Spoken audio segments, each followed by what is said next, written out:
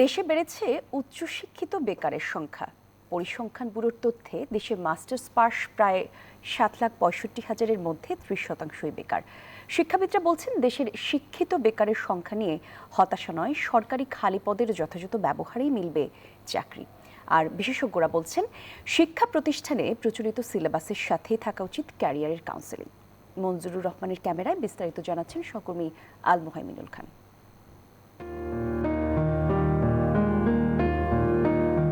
হাতে সনদ, চোখে স্বপ্ন, বুকে সুপ্ত আশা, কর্মের খোঁজে ফেরে দাঁড়ে দাঁড়ে পায় না কোনো বাসা।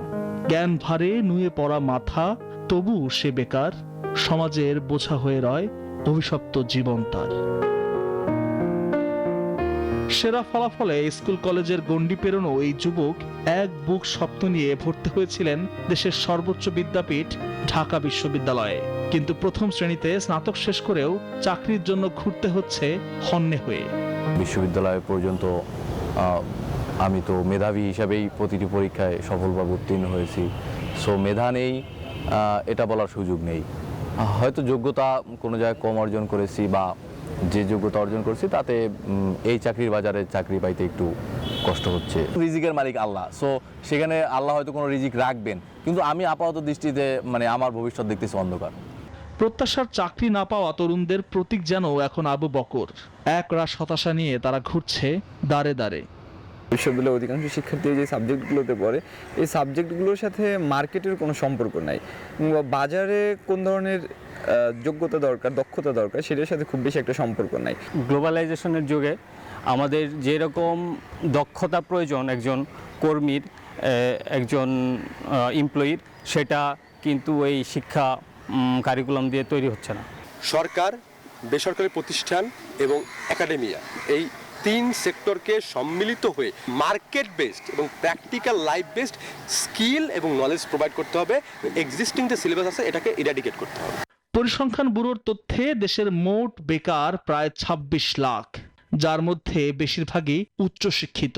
মাস্টার্স পাস প্রায় 7,65,000-এর মধ্যে 30%ই বেকার। আর জনপ্রশাসন মন্ত্রণালয় বলছে, সরকারি চাকরিতে 4,68,220টি পদ এখনো খালি। আর এনটিআরসি এর তথ্য বলছে, নিবন্ধন করা 1 লাখ শিক্ষকের পদ এখনো খালি।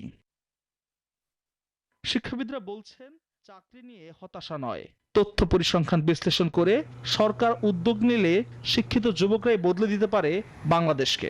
বহির্বিশ্বে আপনি দেখেন যে এই জেনারেশনটার অধিকাংশ হচ্ছে টেকনিক্যাল এডুকেশনে পড়াশোনা করা, কিন্তু আমাদের দেশে এটার অধিকাংশ হচ্ছে আমরা জেনারেল এডুকেশনে পড়াশোনা করছি। এবং জেনারেল এডুকেশনের থেকে আপনি এই তাত্ত্বিক জ্ঞান এটাকে নিয়ে মার্কেটে সরাসরি আপনি প্রয়োগ করার সুযোগ পাবেন না।